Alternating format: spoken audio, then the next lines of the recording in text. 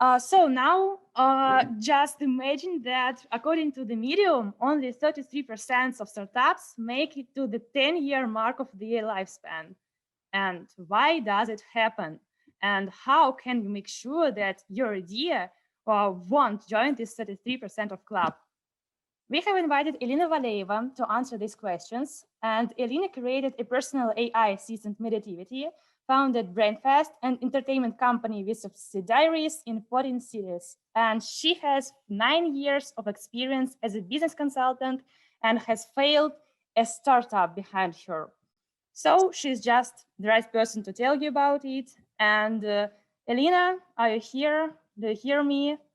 Yeah. Hello, everyone. Can you hear me well? Yes, thank you very much for joining us, for sharing your experience, and the floor is yours. Thank you very much, Nastya. Let me share my screen. Yeah, I think it's all set, right? Yeah, everything is okay. Okay, then. Hello, everyone. I'm really happy to be here. And thank you, Nastya, for the introduction. Today, I'm going to talk about the mistakes that founders make along the way. And let me introduce myself first.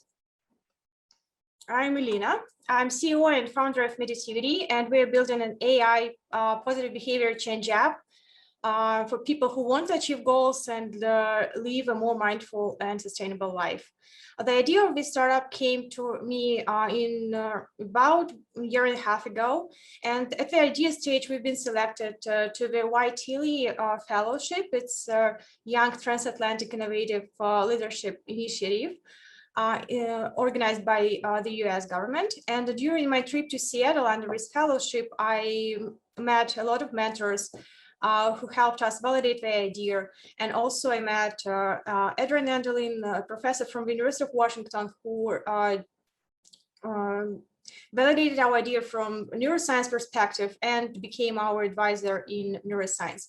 So that's basically how we as a startup started. And after that, we got accepted to Startup Chile Accelerator. It's one of the top 10 accelerators in the world. Last year, for 6 months, I've been living in Chile on the opposite side of Atlantics, right in the middle of pandemic, which was quite an adventure. Now we are Atlas Core Fellows, and we're working on collaboration with nonprofits organizations in order to implement positive behavior change and helping people to contribute to our socially important goals and improve their lifestyles. I'm also an ambassador of Women in Tech in Russia. It's a community that we founded about a year and a half ago. And now it's a really fast growing community with lots of not just women, but men as well, who are interested in closing gender gap in technology and bringing more diversity in this industry. So I'm the first-time founder of IT startup with no technical background. I came from the middle of Russia, and my way to start up and to IT industry wasn't really easy all the time. And I'm going to talk about 7 areas where our team experienced challenges, and you might as well stumble upon painful mistakes and pitfalls. So let's start with an idea. Sometimes we are falling in love with our ideas, and sometimes we're getting too jealous and not willing to share them with anyone. And that kind of attitude is toxic both for relationships and for startup building. Many beginners are scared that people will steal their ideas. So don't be. We all have them. We all have ideas, and people probably prefer their wines to yours and won't be attracted to them as much as you do. And it's all about execution and implementation. During my trip to Seattle, the homeland of Amazon, I met a group of investors, and all of them, all 10 of them, admitted that they would never invest in an online bookstore. That idea didn't seem too brilliant, and that has proved them wrong, and the rest is history. So share your ideas, tell it, deliver it to as many people as you can, and especially people who are potentially your target market and who would become your customers, hopefully. And turn your idea into a goal. I love the OKR framework, which is used by Google, Twitter, and many other corporations and startups as well. By the way, we built the goal achievement tool in our app based on this framework as well. It's a really powerful tool which would help you to move yourself from this dreaming to actual achieving something. And the next pitfall is postponing execution. Test your ideas as fast as you can. If you're motivated to start, do something right away. And I'm talking about real steps, not searching for the best name for your company and buying an expensive yet perfect domain name while it's free. Do real actions, and I elaborate on the next steps on the next slide. So let's move from idea to product. Don't invent and guess what people might want. Go and ask them, get feedback, or go into the fields, listen to their emotions, and they will, if you listen, they will tell you a lot of valuable information, which would become the foundation of your future implementation. And don't ask them if they want to buy your product or if they like them, if they liked it, because more likely they agree to buy it or express their interest, not because they are truly into your product, into your idea, but because they don't want to offend you and they want to encourage you in a way. So ask them, do your user research. There is a lot of information out there on how to do that, how to interview your customers, follow these frameworks, and communicate with your potential clients as early and as much as you can. Then go and build your MVP. Y Combinator suggests that you need to build MVP like in a week, 2 weeks, in a month tops. It's not always going to be the case in real life. And in ideal world, it would be, but in real life, we face a lot of difficulties on the way. So, but based on your resources, try to build MVP as fast as you can as well. Minimum viable product is proof of your concept, and while building it, make tough decisions on which features are to exclude, to include to your MVP. And finally, if it works well, plan on building the full, mature, and stable product. And by that time, you would probably get feedback and interest from customers, from investors, and from early adopters. And add more features, improve the product, not based on your idea and thinking about what's the next step is going to be right for your product, but through iterations with your customers, include them in the development process and deliver value, because at the end of the day, they are the ones who would use it, and otherwise your startup is not going to succeed. So next topic I wanted to cover is presentation, because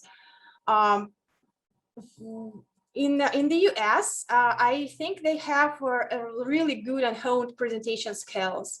In Russia, we needed more information and more examples on how to do the best, because we have tendency to make presentations and to make pitch decks too wordy and put all the information we want to deliver and make a bunch of slides with all we wanted to share. So stick to our 15 clear slides, name all of them. So at one glance, when people see your slide, they would get an idea of what they're gonna see on that. And stick to the rule, one slide, one idea. Your startup and your fundraising efforts depend on crafting this high quality pitch deck and pitch story. And as a book often being judged by a cover, your startup will be judged by your pitch and pitch deck, by accelerators, investors, and even your employees. And realize that even if you think all information is valuable and really important and needed to be added to your deck, it's probably and more likely not true. If everything important, nothing is important. And respect people's time and attention, because they, accelerators, investors, people in this industry, they get a lot of pitch decks and they do not have resource to read all of your slides. So respect their time, respect their attention. And if you pass through the first screening, then hook them on your idea, and they will come and ask for more details. And it's much better to be in the position that people ask you to get deeper into details, rather than you pushing them into this and feeling resentment. And when you're delivering your idea, your product, tell a story, and stories appeal to the primitive place of raw emotions in our brain. And one of the good pictures I gave personally was when I started the presentation, started the page by this phrase and the idea that I hate running, and I truly hated running. And I ended up with a slide of me completing the first 5K run at a marathon. And it showed the way of through the whole presentation. And it showed how the tools that we develop in our startup, in our app, helped me to stick to new habits and achieve a goal. I was a living, proven example that it works. Next thing is team. Team is crucially important for startup. At some point, it's even much more important than idea, because there are examples that different accelerators when they love the team but hate the idea, and they accept the team anyway just because they love the team and they believe that they will build something great, and because of ideas are out there and you can take pretty much any and implement it. So the execution depends on team. Start working with someone you don't know is not the best option, because startup's foundation is trust.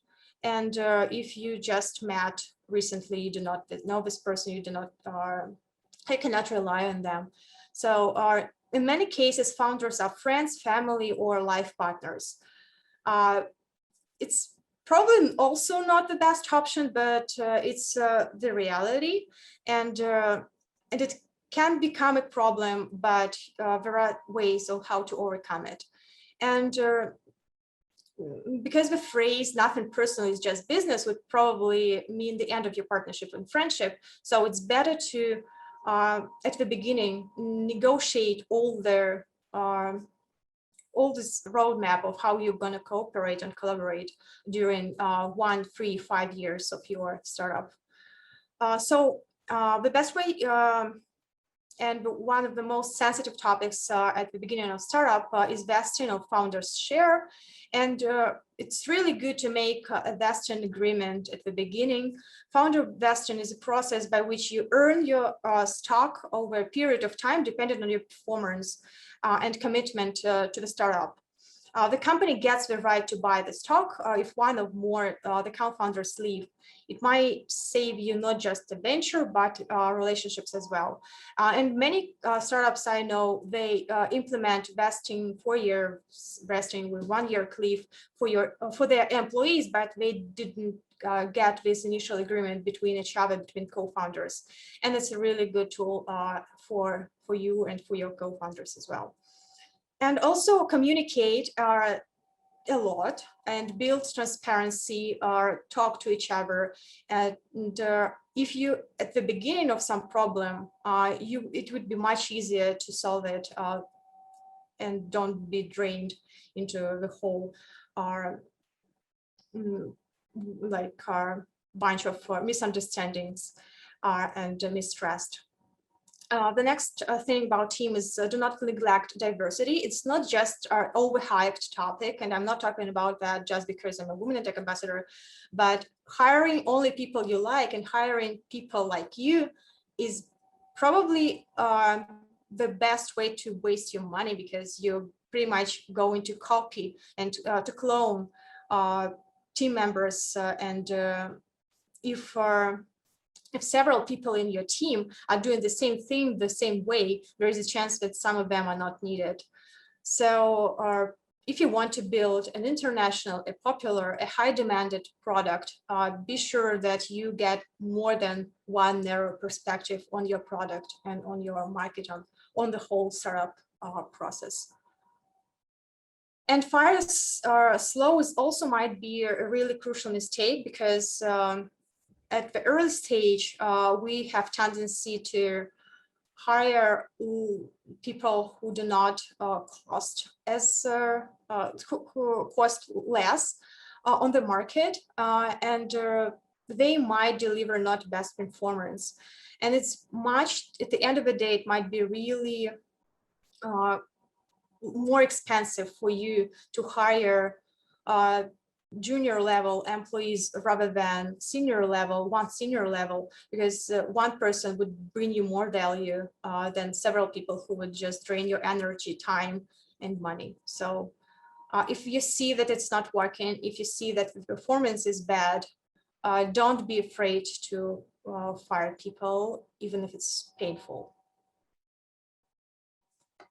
The next topic I wanted to discuss is funding. It's a really vast topic, and I today wanted to cover and point out just a few things. First, it takes a lot of time, up to 6 months of full-time job of one person in your team, usually it's CEO, to close the round. So plan it beforehand, calculate your runaway burn rate so you won't run out of money. It's kind of like a renovation. It's much more devastating and much more in much longer process than you might think at the beginning. And when you rise, it probably will not, it will definitely won't be answer to all your problems, and it will bring extra challenges to your life as well, because investment is not your profit, it's a debt. And you need to remember that be sure that you're going with right people and do not get toxic money. At the last point is tricky, considering the current political issues. So be 100% sure in the reputation of those who fund you. And please keep in mind that these relationships will be really long lasting, probably 5 years, even more. So you want to bring investors and people in your startup who can not just give you money, but give your expertise and give you bring extra value to your startup. Next thing is focus. Focus is, I think it was one of the mistakes that we made in our team, because we see the biggest picture of the startup, and we realize that we're developing the app that potentially works great for B2C, B2B, for different goals, different behavior change scenarios, different markets. But chasing all markets all audience at the same time is not the right way to implement your startup, especially at the beginning, when you're limited in resources, and you need to focus and you need to realize what's your main target audience. We've identified that in our case, it's not just people who just declare interest in self-improvements, because we all are. There are top 10 New Year's resolutions in the world, and they're pretty much the same all over the world. Exercise more, get in shape, eat healthier, save money, and I believe you resonate with all of them. So it's for us, our early adopters are not people who just dream about it, but rather take action.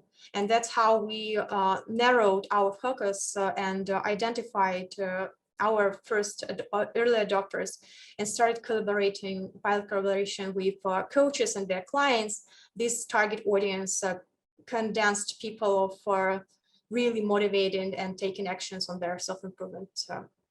So keep in mind that sticking to one focus doesn't mean that you've given up on everything else. You will get there. Until then, just create a timeline, roadmap, and do more research and follow your path step by step, and don't overwhelm people and investors and clients, and don't junk your presentation or your pitch deck with all the markets, and just make sure that you will get there, but step by step. And also act local, think global, meaning that if you want to build an international startup, you would need not just go one market after another. You will need to think global at the beginning. For us, we've realized that our potential customers are not based in Eastern Europe, in Russia, and we didn't want to start with Russian market just to test something, and just to it's usually just a waste of time, because you cannot replicate the same thing that you did in one country and just put it into another. You would have to start over. So identify your target market, number one, and start building an international startup at the beginning. And it would be much better. You would present yourself much better in the face of investors as well, because they experience the lack of ambitious startups and companies who target to international markets. The last, almost last topic, but I wanted to cover, which I believe is really important, and it's mental health. Whatever will happen to you, all your success and failures will happen with you, with the only body that you have. And in really a lot of cases, startups do not succeed because of fatigue and devastation and emotional burnout, depression, stress of their founders. Because it's really tough. You're working 24/7, you're experiencing a lot of urgent problems, and you need to make so many decisions at once. So you need to take care of yourself, and you need to take care of your team, because otherwise people are the ones who build in your startup. It's based on people, and it's the most valuable asset that you have. So create the routine of good habits to support you. Our mind loves clarity. If you set time, routine, environment, it will be happy to cooperate and adopt good habits. Check with yourself if you sleep 8 hours every night. It's the foundation of your productivity and well-being. Meditate every morning. Just take this 20 minutes right after you turn off the alarm. The alarm will be a trigger to your new habit, and it's a habit loop formation, which is really a good framework for developing good behavior. And after meditating, stand up, do a few basic morning exercise. You will get fancier workouts later. Just do these 10 minutes of plank, squats, stretching your legs, forward and bend, and so on. And the idea is not to do a perfect morning workout, but to send your brain signals to set tone for a healthier and productive day. Do this set meditation exercise for 20 minutes before breakfast, and even before washing your face. Stick to this routine and don't try to make it more complex for a couple of months. And you will see a lot of benefits on the long run, because if you feel powered, if you feel energized, it would attract investors, it would attract employees, clients, and it will give you enough hormones and motivation to continue to live through all these challenges. And also, it's really important to be kind to yourself. Scientific data shows that self-criticism makes us weaker in the face of failure. It makes us more emotional and less likely to assimilate lessons from our failures. And studies are finding that there is far better alternative to self-criticism, which is self-compassion. Say good things to yourself after each small victory. Thank yourself after each productive morning set. Practice positive reinforcement with yourself and your team. And you would rather build a really close and healthy team rather than hire people who are just experiencing emotional burnout 3 or 4 months in a row, and it would be just a vicious circle of changing faces in your team. So cherish your most valuable asset. And another piece of advice which my mentor gave me, and it was really valuable for me, is not to identify yourself with your startup. Your venture might fail. As Nastya said at the beginning, the statistics are against you. Some of your ventures are probably most likely to fail, but you as a person will succeed anyway. So do not identify yourself to your startup. It's your venture. It's not you. Here's the list of recommendations that I wanted to share with you. It's a book, course, TED Talk, and community. And don't underestimate the importance of community and network. Most companies find investors, clients, or employees, early adopters through.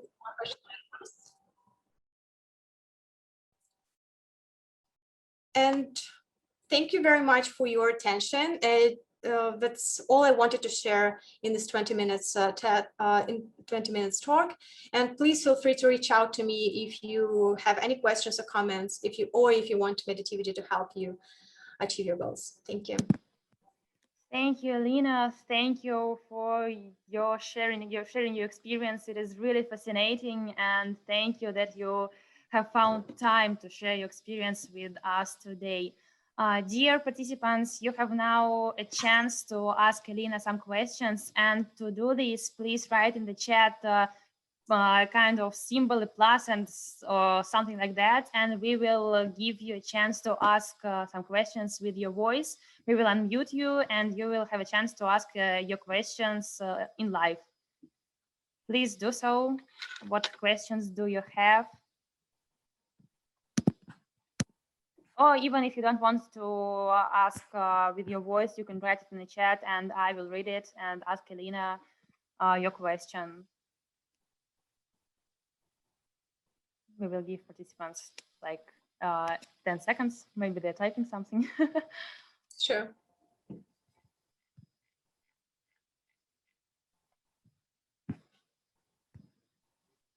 So, any questions?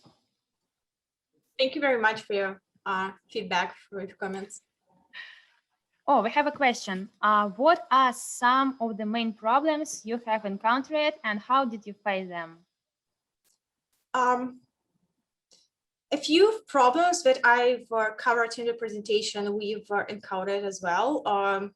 One of over top of my mind was team building, because me and my co-founder weren't technical. So we needed to find software engineers to develop our ideas. And at the beginning, we just hired one person, and we just set an unrealistic goal to create a really heavy MVP, and our collaboration didn't work out because it was too much pressure on one person.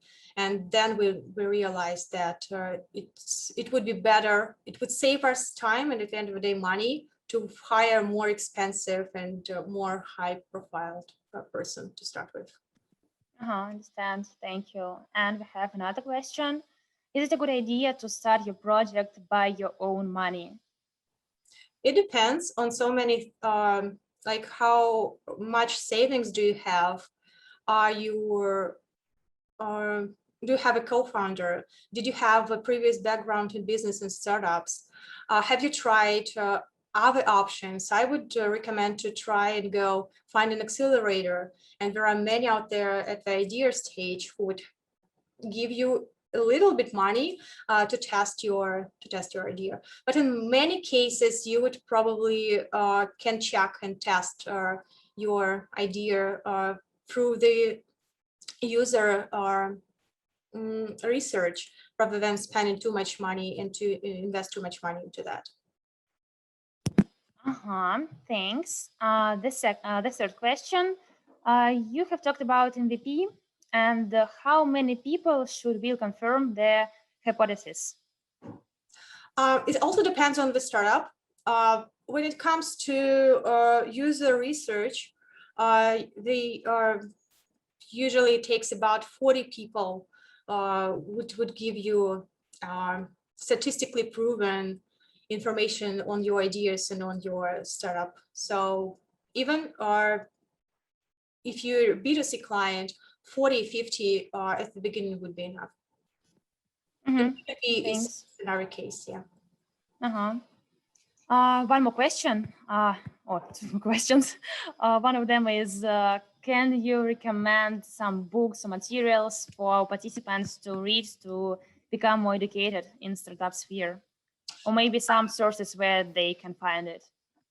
Yeah, I can share my slides after we've organized a survey conference, and I had a slide with recommendations. I would definitely recommend Y Combinator Startup School, and they do not just have materials to read and to watch, but they gather several times per year. They gather cohorts of founders at early stages all over the world, and you can have weekly chats with them, and you can pitch your idea. You can get out of this comfort zone, and you will iterate with real people, and it's a really powerful tool. So YC Startup School is a must.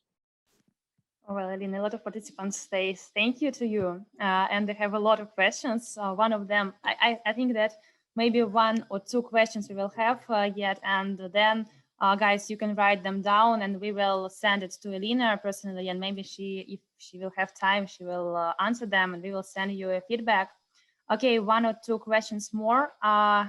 Something about marketing, how to get started on the market, and how to promote for your products.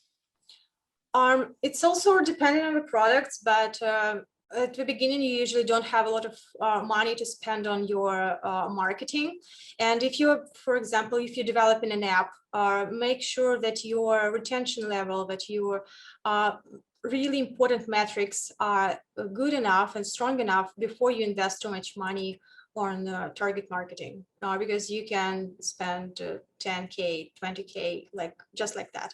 And if your retention, if people would just take a look at this and do not download, it would just be a waste of money. So improve your metrics, try to find other ways to market, free ways to market, go to Product Hunt, go to communities that gather people who might be interested in your ideas. For example, in our case, we didn't do any marketing for collaboration with coaches. It was from our personal professional network, and this network really helped us to find people to first at the beginning test our ideas and to see how we can improve and iterate in order to make a better product before spending a lot of time on marketing. So it's, I would say, go to free channels, improve your metrics, and use your network and expand your network.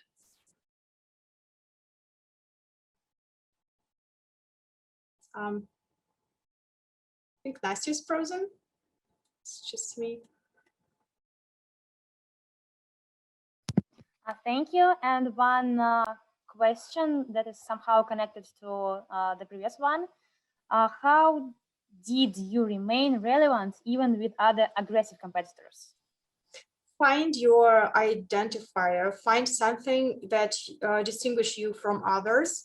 Find your focus. As I was talking at my presentation, you might find a right angle, a better approach to people who are experiencing some pain.